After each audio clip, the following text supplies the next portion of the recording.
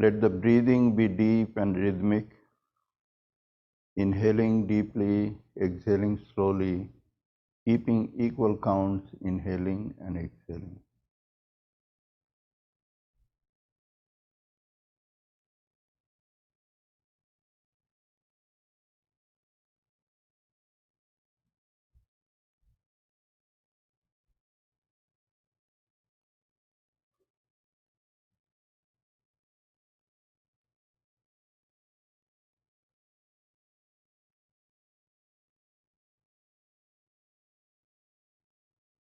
Fill your mind with pleasant and positive thoughts. Consider yourself as pure from inside and blissful outside. Everything in this creation is a manifestation of that blissful, pure Brahman.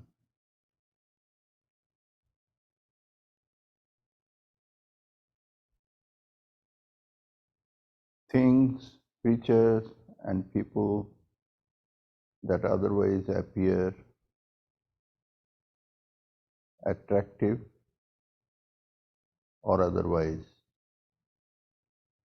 they are all made of that one blissful Brahman.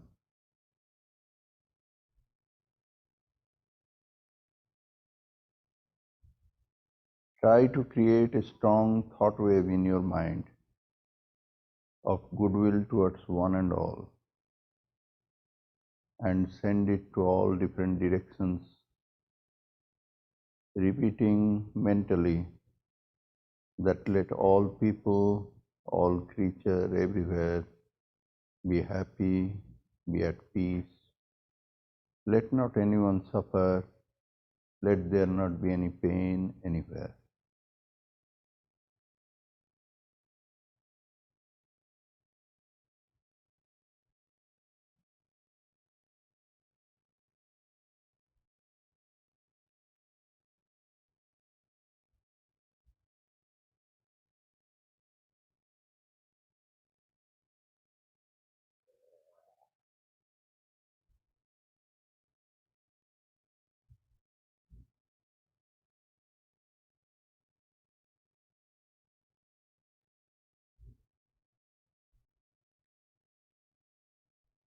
Focus on your own self.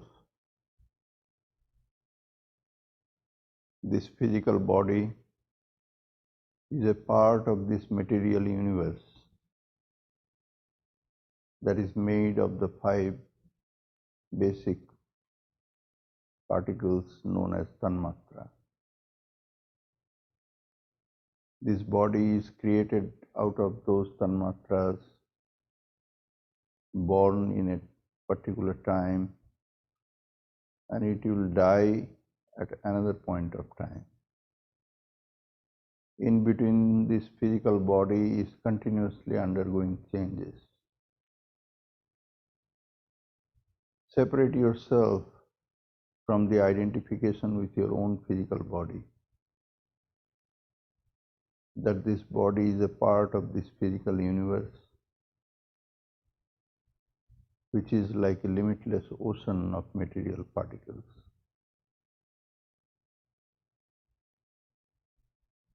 Try to visualize your own physical body as a small ripple on the surface of that ocean, rising in time, staying there for a while, and then disappearing into that ocean at another point of time.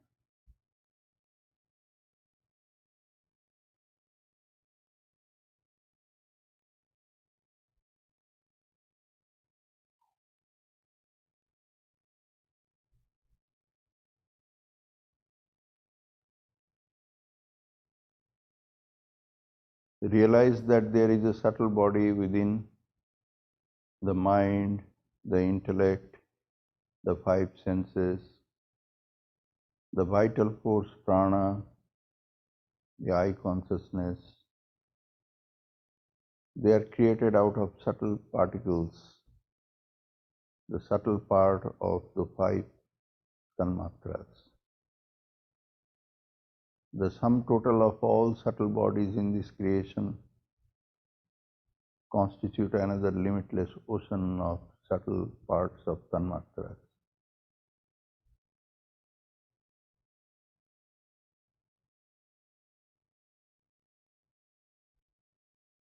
Separate yourself from the identification with your own subtle body and visualize it as a small ripple on the surface of that ocean of tanmatras. Rising there, staying for a while, continuously undergoing changes and disappearing at another point of time.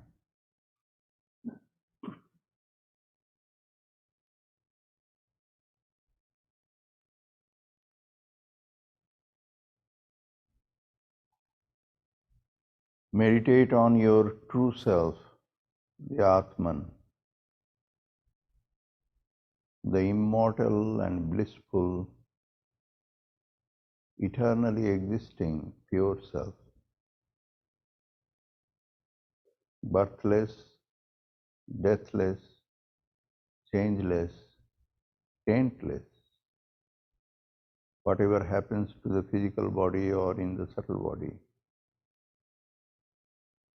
however the mind plays or the senses interact, they do no harm and cannot taint that self. Meditate on that self as an effulgence of light at the lotus of your heart.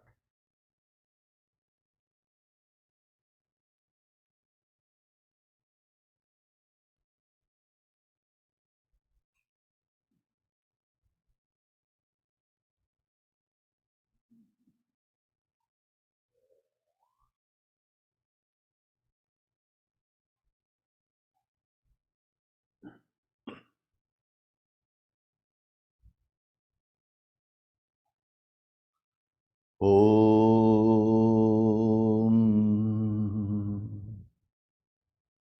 Om Sahana Bhavatu Sahanau Bhunaktu Saha Viryam Karvavahai Tejasvinavadhitamastu ma Vidvishavahai.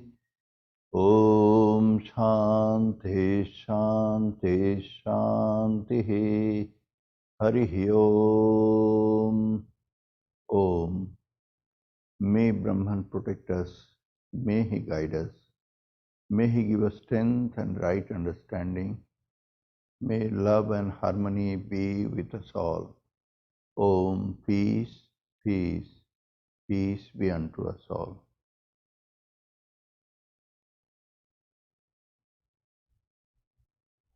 Good evening. And also greeting on the occasion of Vijayadashami. This is the 10th day of that festival season that is known as Navaratri or celebrated as Durga Puja period, Dasahara, different ways. So this day is the day of celebration. Until now, there were festivity in a different form that had other forms of austerities, prayers, and worship. But tonight, this Dasahara or Vijayadashami is the day of celebration. So I extend my greeting to all of you who are watching.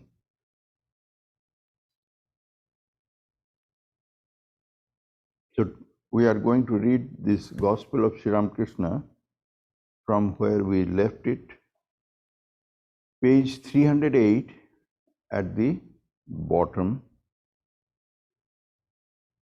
Sri Ramakrishna was talking to the devotees that are in his own room,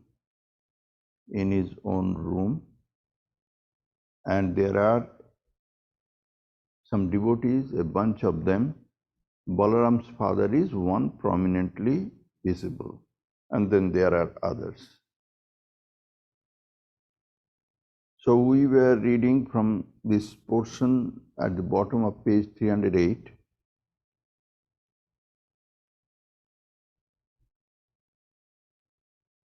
While talking thus, Sri Ramakrishna went into Samadhi.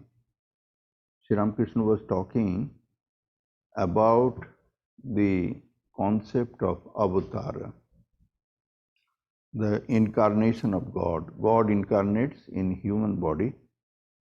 He was talking of that concept. And while talking about that, he was talking that the non-dual Vedantis, they don't accept it. Those who are the followers of the path of bhakti, the dualistic path, they accept it. And he was talking about that.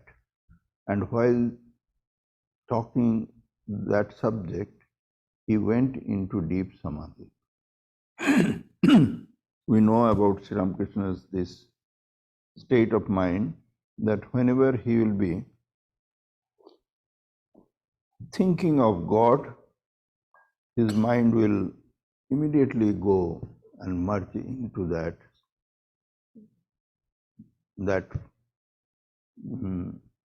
form of the divine. And here also we see that he was just talking and he went into samadhi. While talking thus, Sri Ramakrishna went into samadhi. He sat there motionless, completely forgetful of the outer world. Then, coming down to the sense world, he sang, "Ah, friend, I have not found him yet, whose love has driven me mad."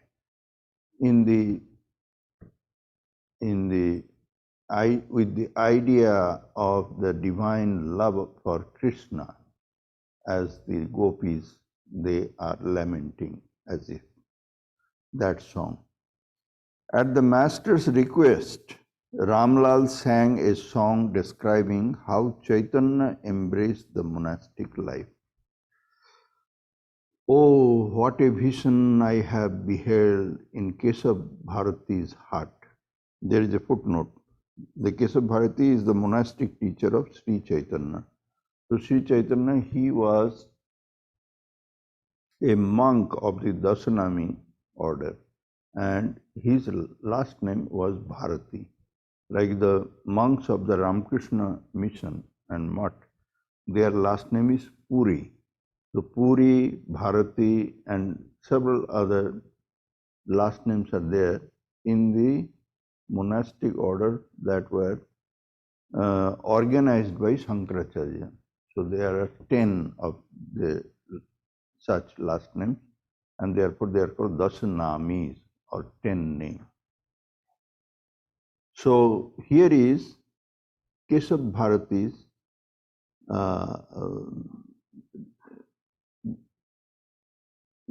mention is there, who was the monastic teacher of Sri Chaitanya, or Sri Chaitanya embraced the monastic order and became a disciple of Keshav Bharati. Oh, what a vision I have beheld in Keshav Bharati's heart. Gora in all his matchless grace, shedding tears in 1,000 streams, like a mad elephant, he dances in ecstasy and sings, drunk with an overwhelming love. Rolling flat upon the ground and swimming in his tears, he weeps and shouts Lord Hari's name, piercing the very heavens with his cries, loud as a lion's roar, then most humbly he begs men's love to feel himself the servant of God. Shorn of his locks, he has put on the yogi's ochre robe. Even the hardest heart must melt to see his pure and heavenly love. Smitten by man's deep woe, he has abandoned everything and pours out love unstintingly. Oh, would that Premdas were his slave, and passing from door to door might sing Gauranga's endless praise. So he sang, Ramlal sang this song. There are two different names of Chaitanya has been mentioned here. One is at one point of time it was Gora. Gora in all his matchless grace, shedding tears in 1,000 streams. Gora is one name of Chaitanya, and in the last line there is Gauranga, that is also seen. The master asked Mani Mallik to quote the words of Tulsidas to the effect that one who had developed love of God could not observe caste distinctions. Mani. The throat of a chatak bird is pierced with thirst. All around are the waters of the Ganges, the Jamuna, the Saraju, and of innumerable other rivers and lakes. But the bird will not touch any of these. It only looks up expectantly for the rain that falls when the star Swati is in the ascent. So this is a mythical bird. We physically, in the nature, we don't know of this some such bird that will not drink any other water and only wait for the drops falling from the sky, not at any other time, but when that particular star called Swati is in the ascent. When the Swati is in the ascent, at that time, if it rains, that raindrop is only acceptable to that particular bird known as chata. Now, we don't know in the nature any such bird, but it is very much mentioned in the Hindu scripture, and many literatures are there where this mention is there. So this could be allegorically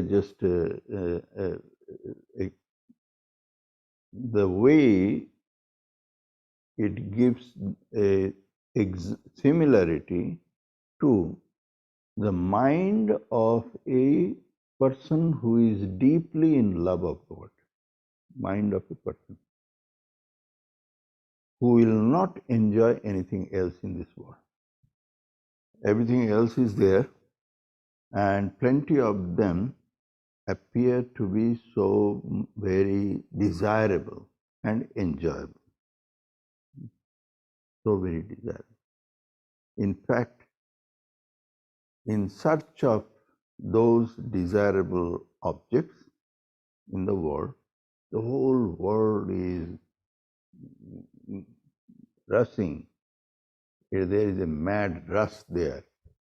All activities in the world is directed towards this idea that getting this or that will give people joy, happiness. They will enjoy. And some kind of enjoyment or other people are always getting. To listen to some music or watching some kind of a performance or doing an excursion, climbing a mountain, watching a beautiful view of the ocean or something, or many different ways. eating, smelling, seeing, hearing. There is a plentiful of ways and in many, many different levels of them for people to enjoy. There is no, in the world, as we see, billions of people and trillions of many different kinds of creature world, there is no end of the ways that they enjoy. Enjoyment comes from all sorts of sources. This way, what we see.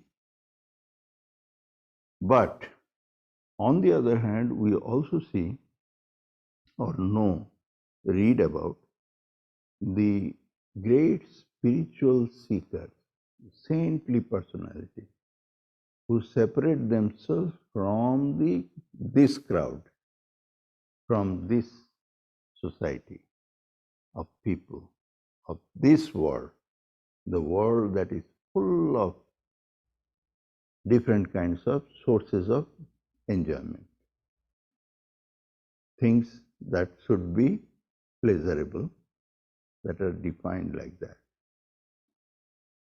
But there are some great spiritual souls who are so very elevated in their state of mind and their choice of object of enjoyment is so rarefied that they don't find any joy here. They really don't enjoy anything here. And only joy that they can get is from the sweet name of God or vision of God. That is the only thing that will give them joy. Otherwise, they are not enjoying. And that is why they give up everything else. It is not that under some duress or under pressure or under forcibly they are removed from the otherwise available worldly joys. Those who are those saintly figures we see and we read about them, they really don't find any charm, attraction, any joy here, and that's why they give up everything. In fact, the real renunciation means that a person renounces because he finds something better, and that's why he or she would renounce. So, Sri Ramakrishna at other places in the Gospel we find that he has said that there are three different categories of joy. Vishayananda, Bhajanananda, Brahmananda. Vishaya Ananda, Vishaya means object, things. Vishayananda is the worldly level of enjoyment. People enjoy through their five senses all sorts of objects that are available to these five senses. This is known as Vishayananda. So people get ananda or joy from the Vishaya or the objects. Enjoyment from the objects. This is one level of joy. Then there is Bhajanananda. Bhajana means singing the praise of the Lord. That is bhajana. Bhajana, kirtana. That is the prayer and the spiritual practices. All sorts of spiritual practices. Chanting, singing the glory of the Lord and doing many different forms of spiritual acts, worshipping, going to visit the shrines and the holy places, and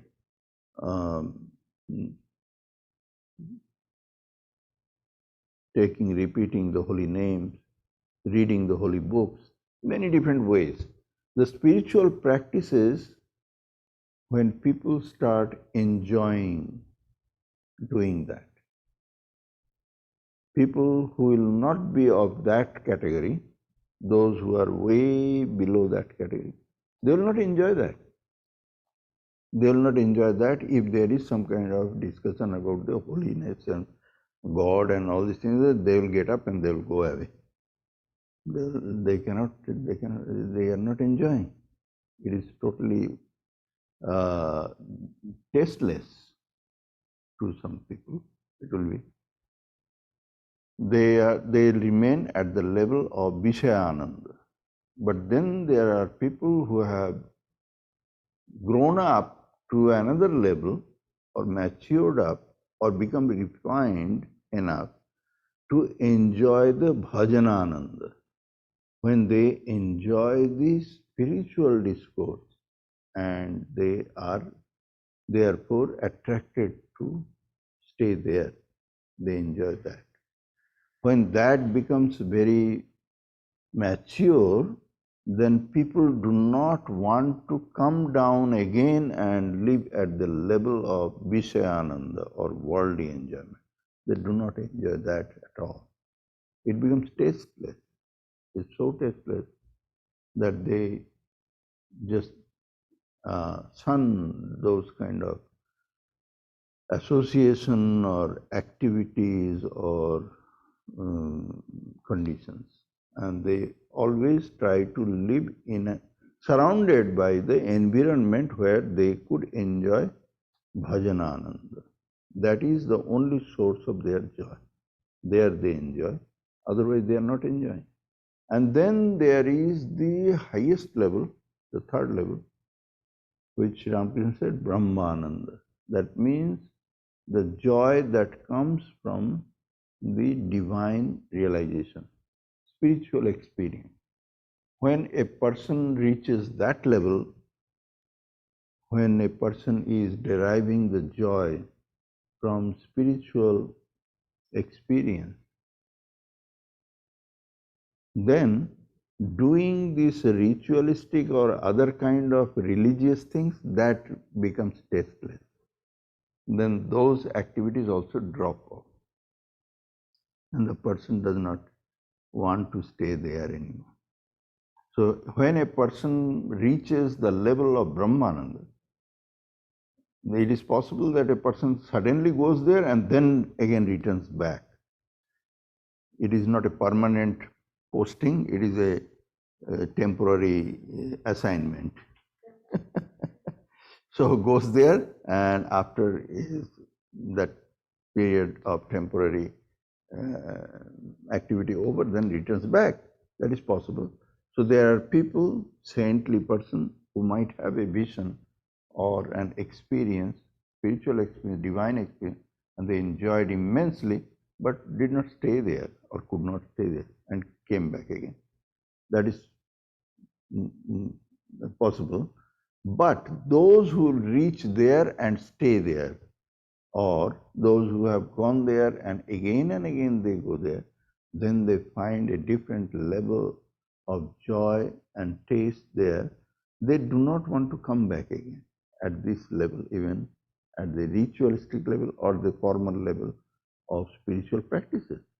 Chanting holy name, reading holy books, listening to holy discourses and all these things, they are also no longer that charming or attractive or interesting, because they have been enjoying much superior, higher level of joy, and they have grown a taste in that, and therefore everything becomes tasteless, inferior to that. So these three different levels of ananda, the bliss, is possible. All of them, they are coming from that one source. The source is that Satchidananda. That Satchidananda, that Ananda is coming from there. It is just less and less and less purified. It is dimmer and dimmer and dimmer light. That's it.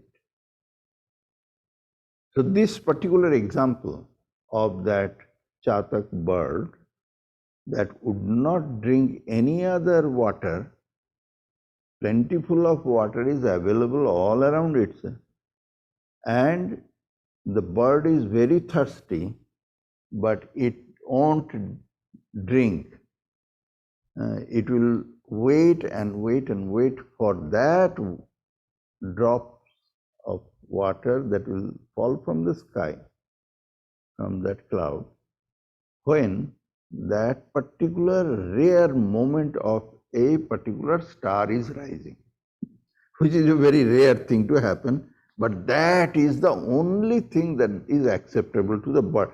This is a kind of an example. This is a kind of a comparison that even though it might appear to be a very rare thing to happen, almost impossibility, but those creatures or beings that have tasted that joy or that are longing for that joy, they will not compromise and they will not therefore enjoy something inferior to that.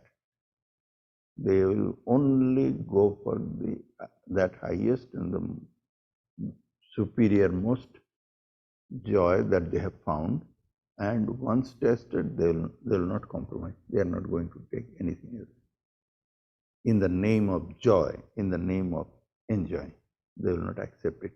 So this is the example that is given to clarify or further explain that state of mind for the spiritual seeker.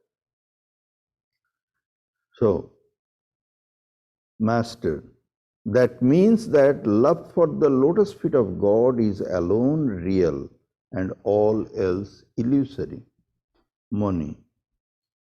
Tulsi also said, at the touch of the philosopher's stone, the 8 metals become gold. Likewise, all castes, even the butchers and the untouchable, become pure by repeating Hari's name. Without Hari's name, the people of the 4 castes are but butchers. In Hinduism, they are very strongly following the caste system, and as you know, the Brahmin, Kshatriya, Vaishya, Shudra, but these are not the only division of the caste. These are the general division of the caste system, and then within those 4 major classifications, there are many, many subclasses, and then there are, even among them, within one particular general caste, who is inferior, who is superior, there is a whole lot of classification. This in the Hindu society they were following at that time. Nowadays it is more and more and more getting eliminated. Still there are those practices, but not that intensely. But when Sri Ramakrishna is talking, at that time, of course, 150 years back, 170 years back, it was very different society, and there all those different castes. There were inferior, superior, who is inferior to whom, and the lowest of the lows were those who were dealing with the dead bodies. The particular caste where the people, it was their responsibility to dispose of the dead body somewhere. Some animal is dead in the roadside, and not everybody will go and take it out from there or clean up. There is a responsibility particularly given to a particular caste population. It was their job. So they will take the dead animal out from there, take it to somewhere, the dumping yard, and they will take the hide from that dead animal, also removed, and then clean that hide, and then use that, make the shoes or many other things that are made out of the animal tan, animal hide. They used to do. That is the particular caste. In the North India, they call it chamar. So here in Tulsidas's writing, that particular word has been used. So here I read it has been mentioned as butcher, but I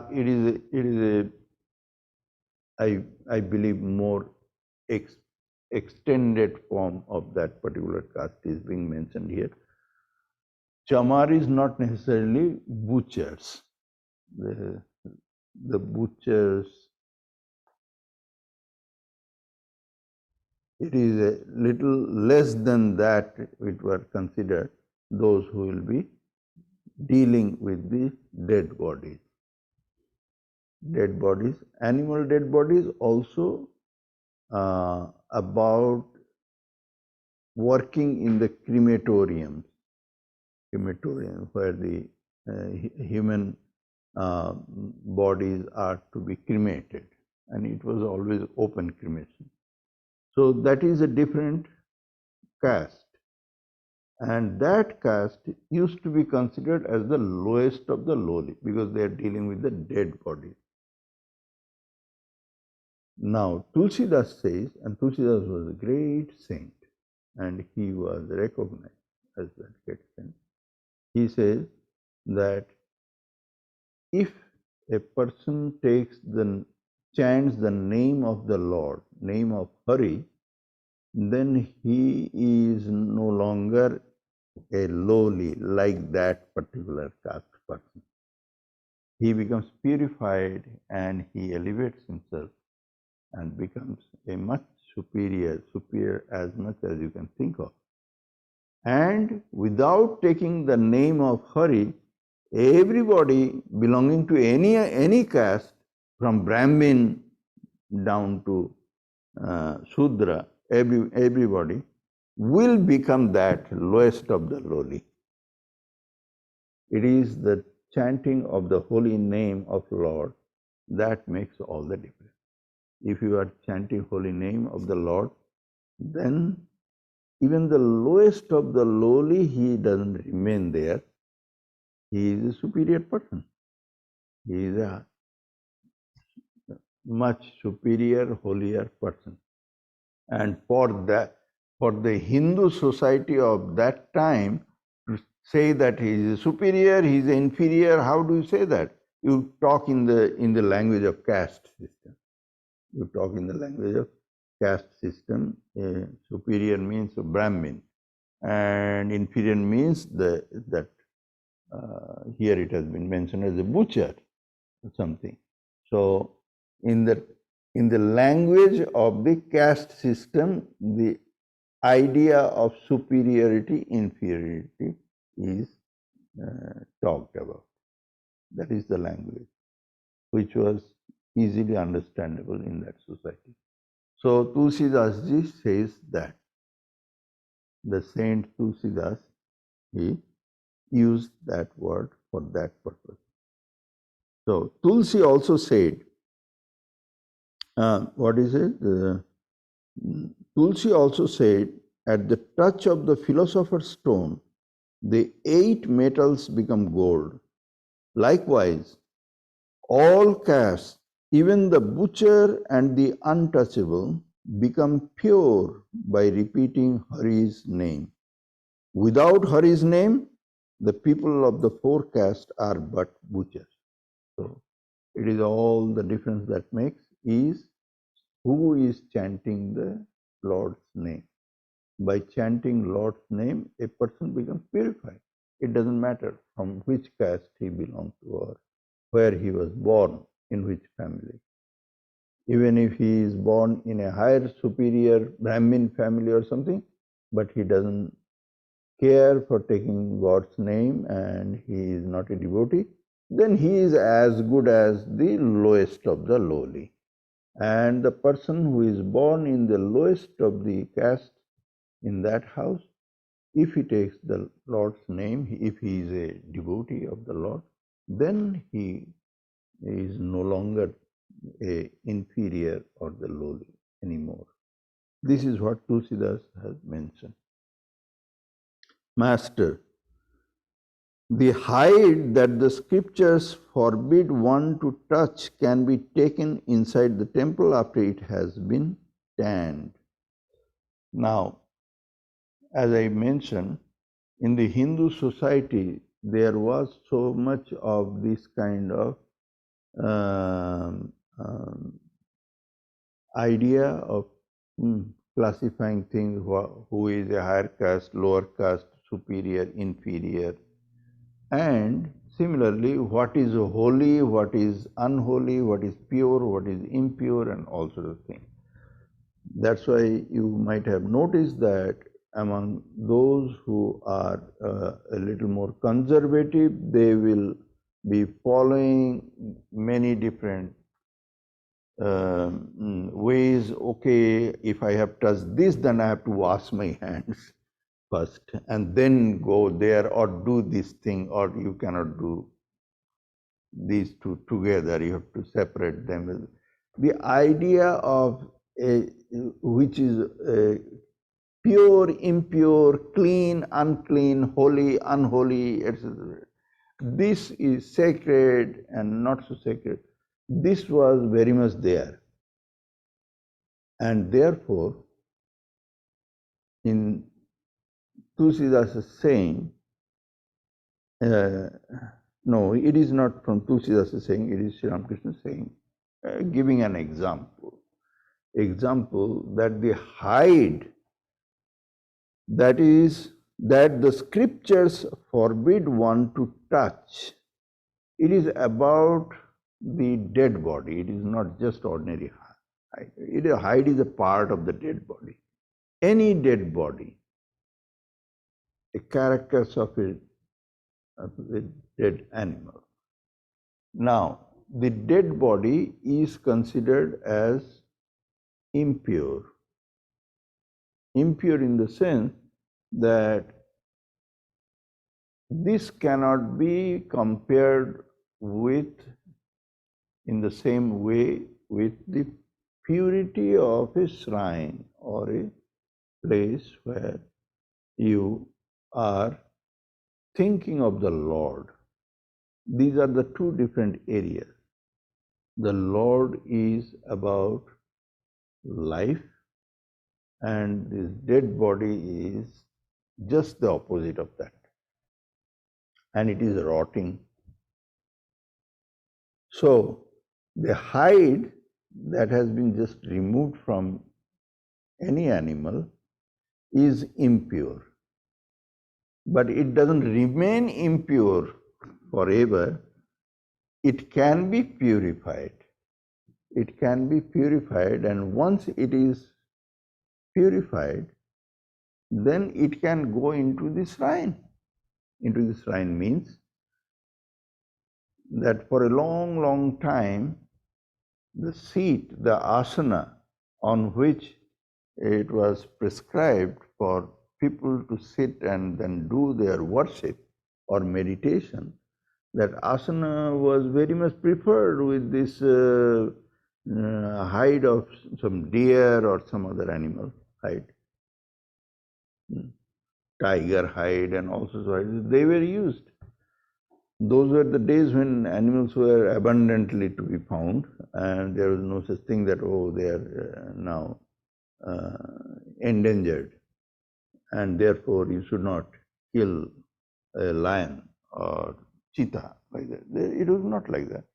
So, animals were killed, and these animals, their hide, they used to be tanned properly and then rolled up, and they were very much used for the sake of making asana on which the pujari, the priest, to sit and do his worship, ritualistic worship.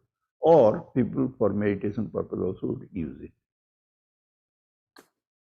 It was very much there. In the scripture also it has been mentioned there. In Bhagavad Gita also it has been mentioned. So Sri Ramakrishna gives that example, that hide which is considered as impure becomes pure after it has been tanned and then cleaned, and it is now it can go into this in your place of worship. It becomes a part of many different things. So things don't remain pure or impure indefinitely or eternally.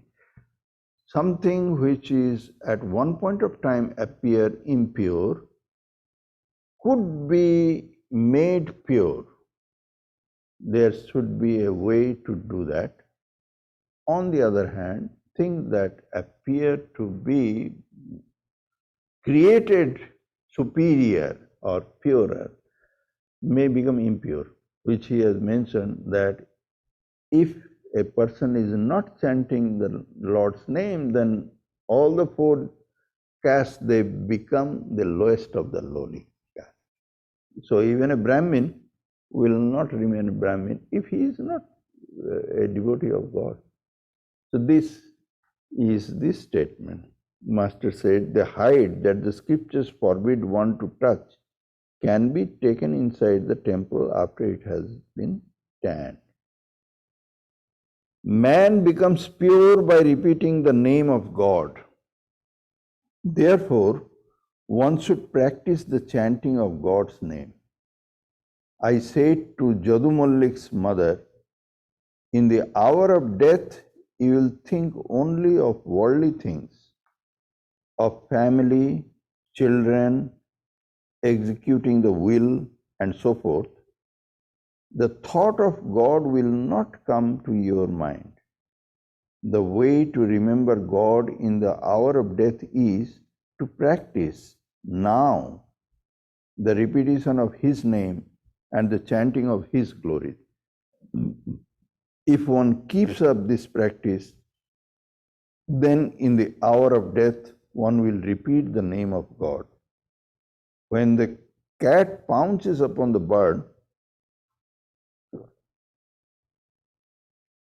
only squawks and doesn't say Rama, Rama, Hare Krishna, as the parrot is trained to chant Rama, Rama, Krishna, Hare Krishna, etc., etc. That superficial training will not do. It has to go deep into the mind and into the heart, so that at the time of death it will spontaneously come up. Otherwise it will not happen. So Sri Ramakrishna mentions here that he said this to Jadu Mallik's mother. Jadu Mallik, occasionally we have seen Sri Ramakrishna visiting Jadu Mallik. Jadu Mallik was a wealthy man, plenty of wealth and money and business interest and all sorts of things. And he had great respect for Sri Ramakrishna and would be inviting him to his house and request him to say something, sing, and all these things. So Sri Ramakrishna visited his house several times and he was acquainted with all the family members. So Jadu Mallik's mother was one of them, devoted, and Sri Ramakrishna had mentioned to her that it is the time to take the Lord's name is now. It is now. It is not that you can say that, well, I have got many different other things to do now and I will take God's name later. Because that might not work. At the time of death, the God's name might not occur to you. It might not come. And then he gives that example of that bird, he says bird, the parrot, who superficially, only on the surface, to have this name of the Lord repeated will not do. At the time of death, it might not come. This is very important a message, very, very important a message. It is not about making people afraid. Someone might think that this is similar to saying that either you do this, otherwise you will go to hell and you will be burning in hellfire, and therefore do this. So there, keep chanting holy name, etc., because otherwise you won't be saved. At the time of death, you may not be saved. It is not about only about creating the fear psychosis or scare people, religiously inclined people, to scare them that, oh, you may not be remembering God's name at the time of death and you will be. It is about realizing the reality, the truth of it. Are you interested? That is the point. Because in the Vedanta way of looking at our life and our religious life and the purpose of our practicing religion, in the Vedanta way of looking, there is no end to this progress. There is no hurry. If you are not in a hurry, it is fine. It is fine actually. If somebody says that, why are you unnecessarily forcing me to do all these things? Can I not go and do something differently? I am enjoying watching this, mixing with them, doing that thing. Is it not okay with you? No, no, it is okay, it is fine. Everything is in fact okay, because this creation is limitless and it is infinite and it is timeless. There is no such thing that, oh, you should now and here you should realize God, and what is the big deal?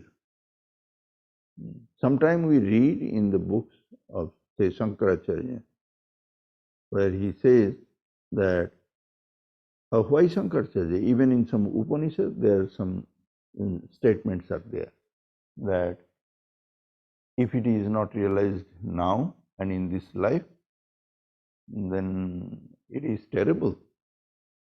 It has to be realized now and here in this life. Then you are perfectly, you have achieved your goal. The idea is that now is the time, because you have the inclination for that. That is the point. That is the point. You have the inclination for that, then this is the time. Because what will happen in the next birth, because here we believe in a chain of births, there is no such thing that it will come to an end at the end of this life. And then the jury will be out, and then they come back and they decide whether you go to hell or heaven. This is not like that. So it is a chain, it is a continuity of many, many births.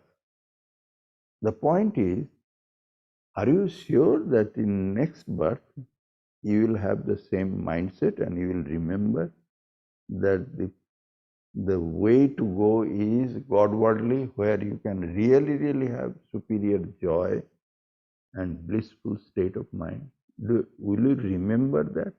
That is the point. That is the point. People may not remember. They may now thinking that, oh, it is wonderful what I am hearing. And yes, that is what I want to do. You are thinking now, but what will happen next birth, if you postpone it, nobody knows. You can go in a downward spiral to a different level down and live for such a very long term of the continuity of this creation, who knows?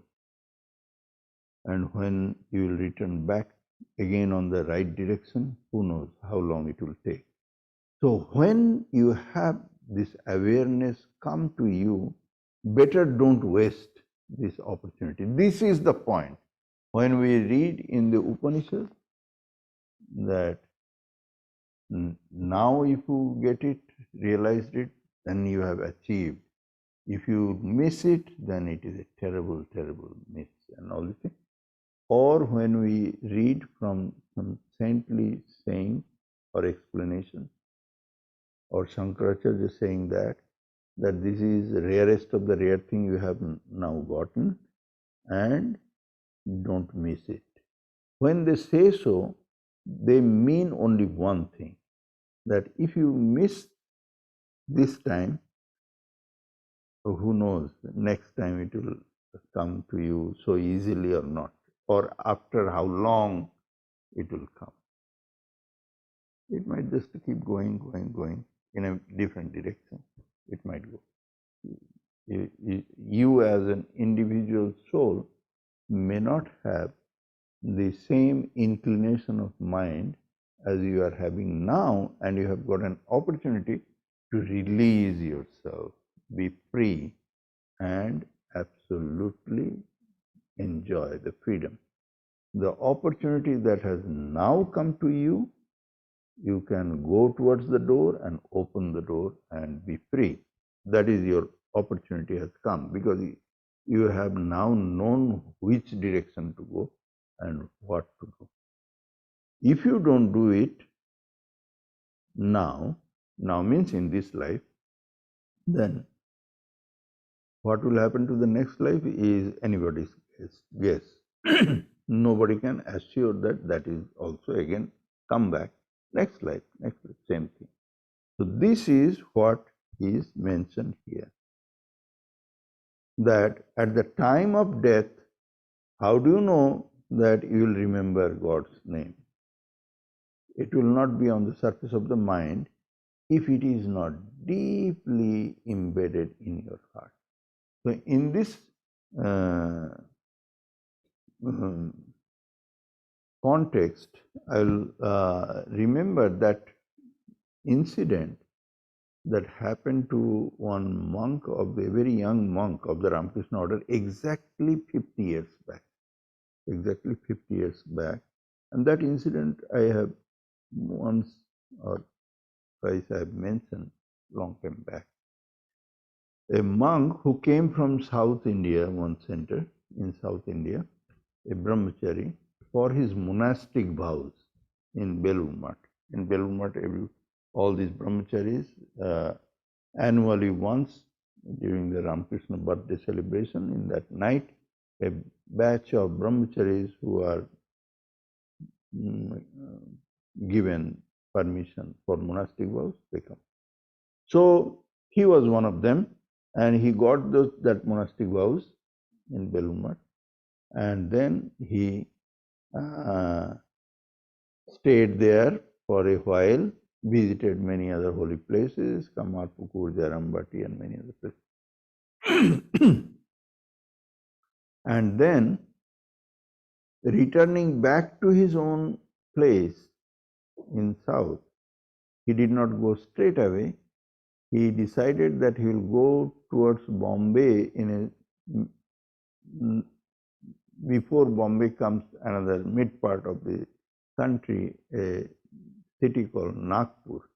And in Nagpur there was another Ramakrishna center, Ramakrishna Math, where another very senior Swami was living, who was a disciple of Swami Shivanandaji Maharaj.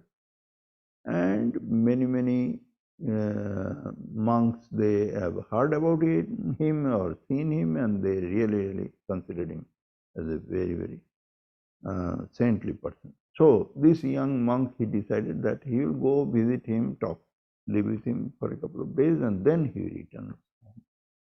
While he was visiting Nagpur, there was an accident.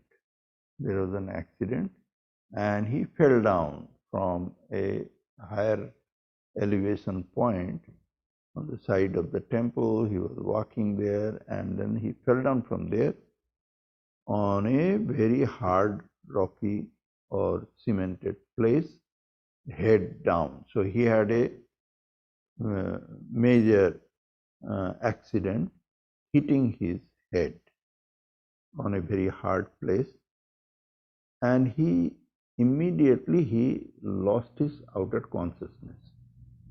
So he was taken to the hospital, where the doctors and the nurses, and the best hospital those days, 50 years back, there was run by a Christian church, some kind of a Catholic church or something. They were running a fine hospital, so he was taken there. And he was tried all possible ways by the best of the doctors and surgeons, and always kept under full care. But he did not survive. He remained alive, but always unconscious. His consciousness never recovered. And eventually he died after several days of staying in that hospital bed, unconscious. But everybody became absolutely surprised and charmed to see that this young monk, because he had just received his final monastic vows, so he might be in his early 30s, he was unconscious, not responding to anything outwardly, except that he was continuously chanting the holy name.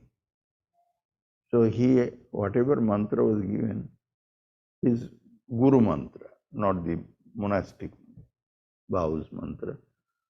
That mantra he was continuously chanting, and it was audible. And this man is completely unconscious, lying there in the bed. Several days he stayed there, maybe 3 days, 5 days, something. And all these doctors, nurses, many of them, they were actually the Catholic nuns or fathers, priests, and all these things, or very much their people. They were absolutely stunned to see this feat. And our monks also were very surprised to see this, that this young monk, he was non-stop uttering the holy mantra. Anybody could hear it. So that reminds us of that book, The Way of the Pilgrim, that kind of situation. And when he died, finally he passed away. When he passed away, then from the Ramakrishna ashram, his body was taken out and taken to the cremation ground. Taken to the temple first, and after keeping there for a couple of hours, some rituals, and then taken to the cremation ghat. No electrical crematorium those days. The whole Catholic monastery, their monks and nuns and everybody, the whole hospital staff there, they followed the procession. They made a procession of going with the body of this young monk who had passed away. And he was taken to the crematorium, and they stayed there until his final rites. Because of this, what we read tonight, Sri Ramakrishna says that he had said to the Jadu Mollik's mother that how do you know that at the end you will be remembering God's name? It is, the time is here and now. Take the God's name so that at the time of death you could remember God's name. Otherwise, the bird is taught to chant Ram Ram, Radha Krishna, but when he is pounced by a cat and he is dying, the poor bird, he squawks. He doesn't say the Ram Ram or anything. Om Shanti Shanti Shanti Hari Om Tat Sat Sri Ramakrishna Arpanamastu Jananim Sharadam Devim Ramakrishnam Jagadgurum Padapadme Tayo Shritva Pranamami Muhur Muhu. Taking refuge at the feet of Mother Sarada Devi and Sri Ramakrishna, the teacher of the world, I bow down again and again.